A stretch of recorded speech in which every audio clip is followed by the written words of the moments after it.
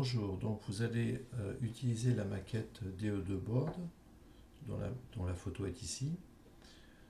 On va évidemment pas utiliser toutes les fonctions de cette maquette qui est très complète. Aujourd'hui, on va surtout utiliser les switches ici, les boutons poussoirs, et puis un ensemble de LED ici, rouge ou verte, suivant les cas. À ce niveau-là, il faudra venir brancher l'alimentation, 9 volts en continu. Et ici, vous viendrez brancher tout à l'heure le port USB pour venir programmer le circuit ici, qui est un cyclone 2, qui est un FPGA, dans lequel on va venir insérer le schéma tout à l'heure. Il y a différentes fonctions. Il y a par exemple une petite carte son ici avec un codec 24 bits. On pourrait éventuellement brancher un écran, un port Ethernet, une liaison série. On a tout un tas de fonctions disponibles. Vous vérifierez bien aussi que le switch ici est bien sur la position RON, de manière à pouvoir faire fonctionner votre programme tout à l'heure. Donc on a ici un bloc diagramme de la carte que vous allez utiliser. On a à notre disposition des fréquences d'horloge à 50 et 27 MHz, éventuellement une horloge externe. Là on retrouve la carte son 16 bits dont je vous parlais tout à l'heure. Éventuellement, on peut brancher un écran, ou on peut aussi rentrer une entrée analogique d'une caméra. On a aussi un LCD module ici, et puis des LED vertes ou des LED rouges. Là, on peut brancher un port PS2, bon ça c'est des technologies un peu plus anciennes, ou une liaison série. Et on retrouve ici nos switches et nos boutons poussoirs. De l'autre côté, des fonctions de niveau plus élevé. On a ici un port infrarouge qui peut donner des idées pour des projets tutorés. Un bloc de mémoire ici qui est utile lorsque l'on vient insérer dans le FPGA des microprocesseurs ou des processeurs un peu de haut niveau. Et puis ici des afficheurs 7 segments que l'on utilisera. Et puis on a ici l'USB Blaster qui permet de venir programmer le circuit.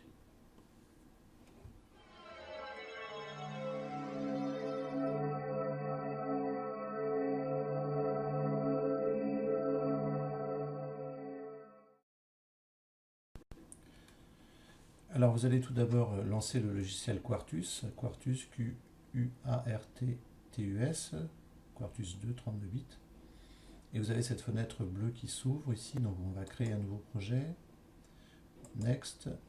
Ici on va choisir le répertoire dans lequel on va installer notre TP. Donc moi j'ai créé par exemple ici un TP initiation. Vous demanderez bien à votre enseignant à quel endroit vous devez mettre votre sujet. Et puis on va l'appeler par exemple TP1. Donc le lieu, important, mettez pas ça n'importe où. Et puis le nom du TP. Alors ici c'est si on voulait ajouter des librairies ou des fichiers que l'on aurait déjà réalisés. Là c'est pas le cas. Donc on avance.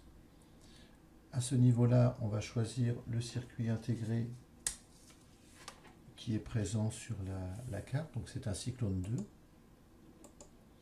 Là, il faut descendre un peu dans les menus. Donc nous, ça commence par 2C35. On les a ici. Et ensuite F672. Voilà. Le C6, C7, C8, ça c'est par rapport à la vitesse, à la rapidité du circuit. Donc c'est pas critique pour aujourd'hui. Vous faites Next. Pour l'instant, on va laisser ça tel quel.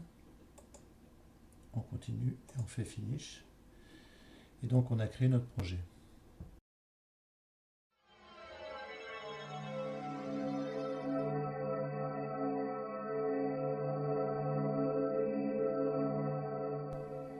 Alors on peut aller voir le sous-répertoire TP Initiation. Donc on voit que le logiciel Quartus a créé un certain nombre de fichiers. Le premier TP1.qpf ici, c'est justement le projet, oui, il s'appelle Quartus Projet ici. Et celui-là, là, c'est un fichier texte, on peut l'ouvrir par exemple avec le notepad. Et puis on a quelques informations particulières, vous voyez qu'on a un cyclone 2, on a le nom du circuit, on a le top level entité, on y reviendra tout à l'heure à ça, et un certain nombre d'informations. Alors pour l'instant notre projet c'est une coquille vide, Donc on va commencer à faire le schéma. Donc on va faire New Block Diagram. On va donc créer un fichier dans lequel on va pouvoir dessiner un schéma. Alors ici, on va pouvoir choisir les composants. Alors on peut aller dans primitive, ici, logique, et là vous avez tout un tas de portes logiques. Par exemple, celle-ci c'est un et à 2 entrées, on va commencer par prendre ça. Vous pourrez vous déplacer, vous verrez toutes les portes logiques qui sont à votre disposition ici. Et puis on place la porte logique, on sort avec Escape. Avec cette icône ici, on peut définir les entrées. Escape pour sortir. On va choisir une sortie. Toujours Escape pour sortir. Et puis on va faire les liens. Alors attention, vous avez ici 3, enfin même plus que ça, 6 manières de faire des liens. On va utiliser celui-là pour aujourd'hui, de simples fils. Les autres, c'est pour faire des bus. Alors, si on zoome un peu, pour faire voir un petit détail, vous partez bien ici de ce point-là, vous laissez appuyer sur la souris, et quand le carré est apparent, vous lâchez la souris. Sinon, si vous faites ce genre de choses ici, vous allez trop loin, vous voyez, il y a un défaut qui apparaît. Si ce défaut apparaît, c'est pas plus grave, vous reprenez cette icône-là, vous cliquez dessus, et vous faites la touche supprime, et vous le refaites en vous arrêtant bien au carré. Donc on a fait notre premier schéma élémentaire. Alors maintenant il faut qu'on donne un nom à ces pins. Alors vous vous rappelez tout à l'heure que on était allé voir dans le fichier, dans le user manuel, et par exemple les switches s'appellent SW0, 1, 2, 3. Vous pourrez vérifier sur la maquette, ce sont les mêmes noms. Donc nous on va utiliser ce nom-là, SW0. Donc on clique ici.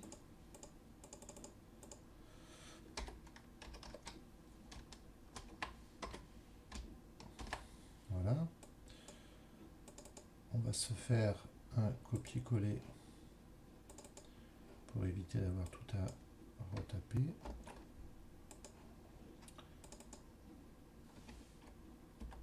Et ici, on va mettre un 1. Voilà, vous voyez que ça a bougé un petit peu. Vous cliquez, vous vous déplacez avec les flèches, par exemple, et vous récupérez comme ça. La sortie, donc ça va être une LED. Donc on va aller voir nos LED. On va prendre la première, par exemple, et elle s'appelle LEDR 0.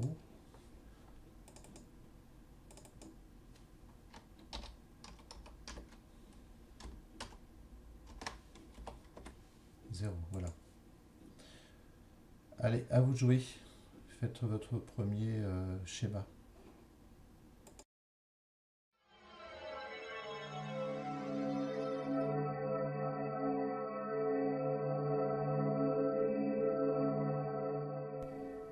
Voilà, donc vous devriez avoir à votre écran votre porte E avec la LED en sortie et vos deux interrupteurs en entrée. On va faire File, Save As, et puis on va l'appeler par exemple TP1.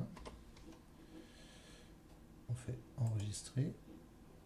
Alors, on peut aller voir ici que dans les fichiers disponibles, donc on retrouve notre TP1 BDF, donc c'est bloc diagramme, hein, donc c'est ce genre de schéma. Si on va voir dans la hiérarchie, comme on n'a qu'un seul fichier, forcément, le fichier d'entête, c'est-à-dire celui qui a le plus haut niveau ici, c'est le TP1. Pour vous faire une analogie, c'est un peu comme le main au niveau du C, hein, c'est le fichier de plus haut niveau. Donc, on a dans la hiérarchie défini quel est le fichier du niveau le plus élevé, le top level. Ici, on a notre fichier d'origine, celui-ci. Donc, on va pouvoir compiler. Alors, pour compiler, c'est très simple. Vous avez un icône ici et vous lancez la compilation. Alors, ça peut être un petit peu long, la compilation, suivant le type de projet. Donc, vous avez en bas ici des informations diverses et variées. Donc, ce qui est vert ne pose pas de problème. Ici, vous pouvez donc voir tous les messages. Ici, vous voyez simplement les messages d'erreur. Ici, vous voyez les warnings. Alors, n'attachez pas trop d'importance au warning pour l'instant, hein. Et ici, d'autres warnings. Ce qui est important, surtout, c'est de ne pas avoir d'erreur ici, à ce niveau-là, hein. Et donc, lorsque la simulation est terminée, eh bien, vous avez une fenêtre qui vous affiche ici un certain nombre d'informations. Alors, on retrouve ici notre cyclone 2, le nom de notre circuit. Alors, vous voyez que ici, vous avez le taux d'occupation.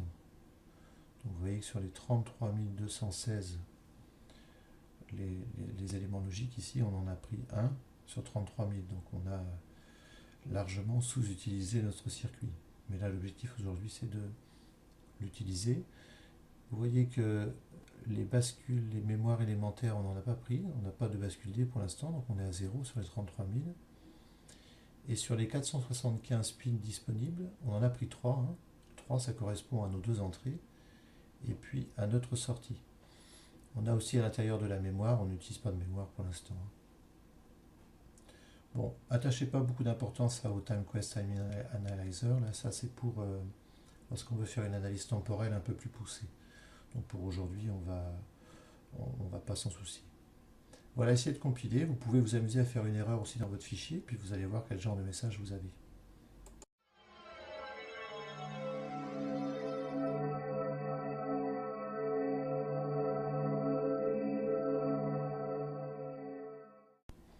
Donc, vous avez terminé la compilation. Alors, on va aller voir un icône particulier ici, qui est le pin planner.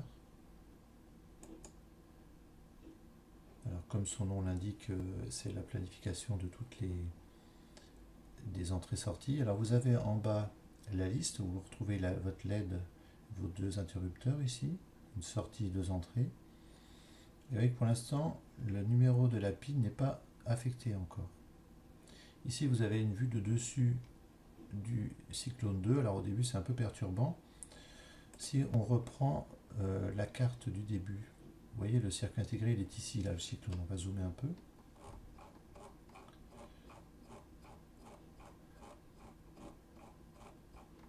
Alors, vous voyez que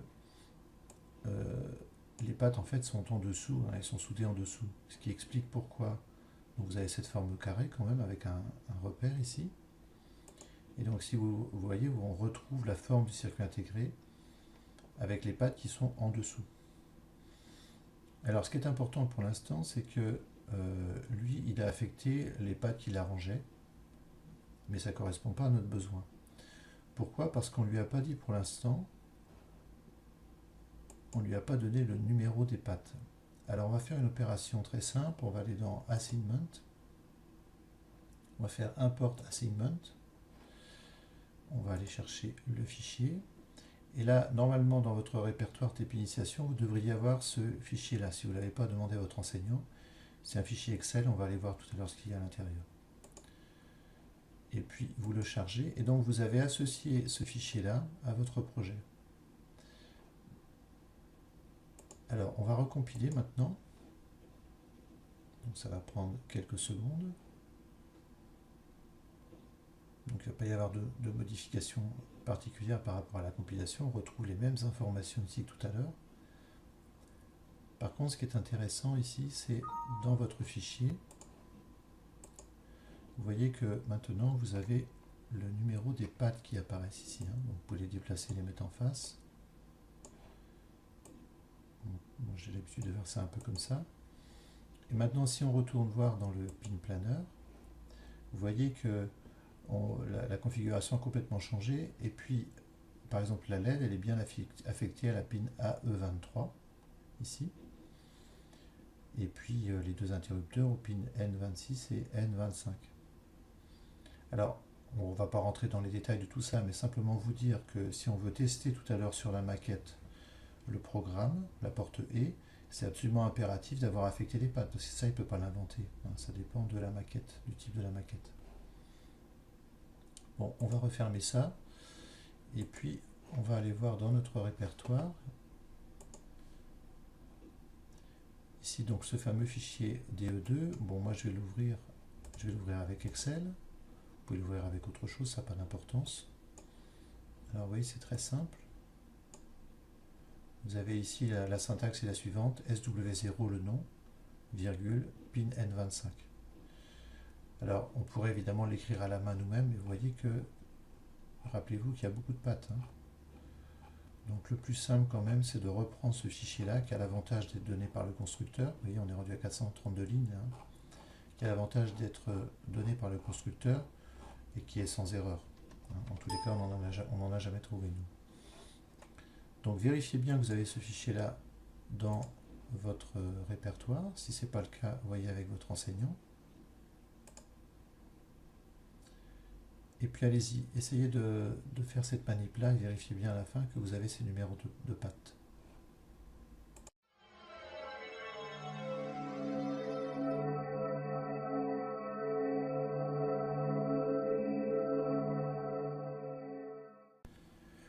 Donc si on se résume, on a dans un premier temps choisi la maquette DE2. Dans un second temps, on a utilisé Quartus pour dessiner le schéma. Ensuite, on a affecté les numéros des pattes et on a compilé. Et donc maintenant, ce qu'on va faire, on va vérifier si notre porte logique fonctionne. Donc on va faire une simulation. Alors on va donc créer un nouveau fichier. Vous allez ici sur cette icône-là. Vous voyez que vous avez un bloc ici qui est Design Files, qui est en fait un bloc pour créer, pour designer votre schéma. Alors nous on a pour l'instant utilisé que le bloc diagramme, mais il y aurait d'autres manières de faire. Là c'est relatif à la mémoire. Et ici c'est tout ce qui concerne le débugage, la mise au point. Alors on va utiliser nous le University Program WF ici. On fait OK. Et vous avez cette fenêtre là qui s'ouvre. Alors vous allez cliquer 2 fois dans la zone blanche ici, faire Not Finder et faire List. Donc vous retrouvez ici votre LED. Donc vous allez la sélectionner. C'est-à-dire que là on est en train de sélectionner les signaux dont on a besoin. Alors vous voyez que LED ici, vous voyez le petit symbole ici, là tout est encapsulé, ça veut dire qu'on a pris le groupe, donc on a pris l'ensemble de toutes les LED disponibles sur la maquette. Donc c'est pas ça qu'on veut, donc on va le remettre. Nous on veut juste pour l'instant celui-ci et juste les 2 interrupteurs ici. Alors vous voyez que c'est pareil, les interrupteurs, vous avez un groupe ici, puisque vous avez 0, 1, 2, 3, 4, 5, etc. Donc là on choisit juste ce qui nous intéresse, on fait OK. OK encore une fois, et là vos signaux apparaissent. Alors on va prendre l'habitude de mettre le signal de sortie en dessous, les signaux d'entrée au-dessus.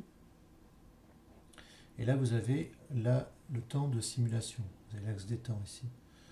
Alors on va faire Edit Set End Time, et puis on va faire une simulation par exemple sur 100 microsecondes.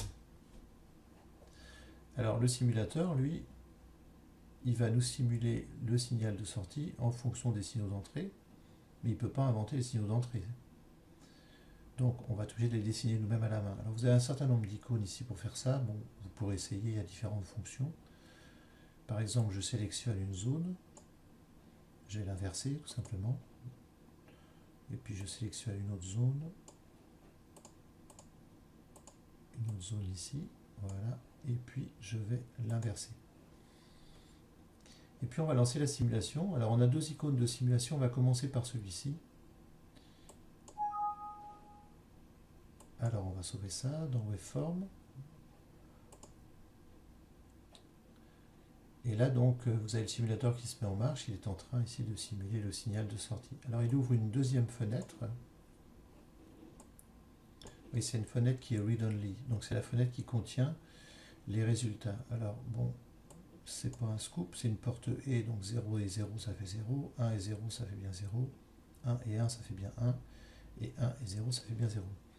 Donc pour l'instant on a fait ce qu'on appelle une simulation fonctionnelle, c'est-à-dire qu'on a juste vérifié que le fonctionnement attendu est bien celui que l'on a. Alors on va maintenant faire un autre type de simulation. On va faire une simulation où on va tenir compte du temps de propagation. Alors rappelez-vous que ici on a affecté des numéros de pattes et puis ici on a une porte E. Et donc à l'intérieur les signaux transitent. Ils passent d'un point à un autre sur la puce, mais aussi de la puce vers les pattes. Et donc tout ça, ça prend du temps. Et le logiciel donc va tenir compte de ce temps-là dans sa simulation. Alors pour ça, on va utiliser l'icône qui est à côté ici. Vous voyez, c'est marqué Runtiming Simulation, alors que l'autre c'était simplement une simulation fonctionnelle. Donc juste pour voir si ça fonctionne comme attendu. On appuie là-dessus, c'est le même principe. La simulation s'opère. On a la fenêtre de résultats. Alors on ne voit pas de différence ici, alors on va zoomer un peu. Donc vous avez un icône de zoom ici, puis on va zoomer par exemple là. Alors il faut cliquer quand même un certain nombre de fois. Et là vous voyez bien que lorsque on a le front montant ici de 0 à 1, vous voyez que la sortie prend du temps pour réagir. C'est normal, tout ça, ça correspond au temps de transit à l'intérieur du FPGA. Alors vous pouvez, on va reprendre la flèche ici, vous pouvez cliquer sur la barre des temps. Voilà, et là je fais apparaître un curseur. Si vous voulez le placer très précisément, vous pouvez dévalider ça pour ne pas faire snap to grid là. Et là vous êtes juste dessus. Tac. On va en mettre un deuxième.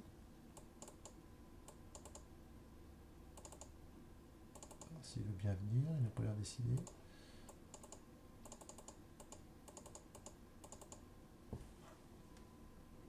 Le voilà qui apparaît enfin. Et puis on va le mettre ici. Bon.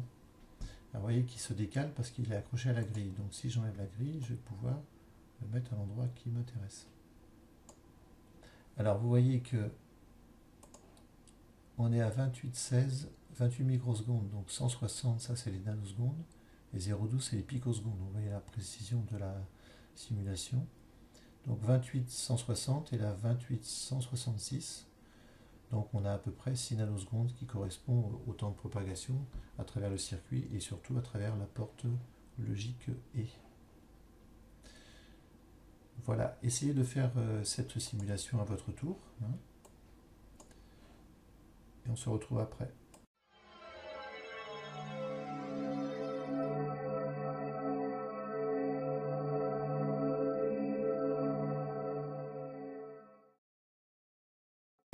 Alors nous arrivons à la dernière étape qui est la programmation de la maquette.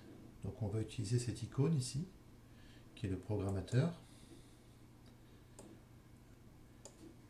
Alors ici on a le fichier tp1.soft, c'est le fichier que l'on va télécharger dans la maquette à travers l'USB. Si ce fichier-là n'apparaît pas, vous faites Add File, vous allez dans Output File, et là vous pouvez télécharger le fichier soft. On a un certain nombre de possibilités. Ici, on peut programmer et configurer. On peut éventuellement vérifier aussi. On peut vérifier si le circuit est effacé. Dans la pratique, la programmation suffit dans bien des cas. Maintenant, il faut lier le logiciel ici au port USB et finalement à la maquette. Alors, on fait Hardware Setup. Et ici, normalement, vous devriez avoir USB Blaster. Évidemment, il faut vérifier que votre cordon USB est bien branché. Vous cliquez deux fois sur USB Blaster, il apparaît ici. Vous faites Close. Et là, vous voyez à ce moment-là, dans la fenêtre, ici, vous avez USB Blaster. Une fois que ceci est fait, que vous avez le bon périphérique, que votre fichier est le bon, que vous avez programme et configuration, vous voyez ici qu'on a un petit symbole. Ça représente en fait l'information qui va arriver par un bus série ici et qui va venir donc programmer le circuit. Donc on peut y aller, on fait Start. On a ici Progress, bon c'est très rapide parce que le programme est extrêmement simple. Hein. On a juste une porte logique ici. Et une fois qu'on a Successful, c'est terminé. Vous pouvez tester sur votre maquette directement le fonctionnement. Donc normalement si vous poussez les deux switches SW0 et SW1, vous devez avoir la LED rouge LDR0 qui s'allume. Et dans tous les autres cas, pour les positions de SW0 et SW1, la LED va être éteinte. Voilà, vous savez l'essentiel. Hein, maintenant, il n'y a plus qu'à modifier votre programme.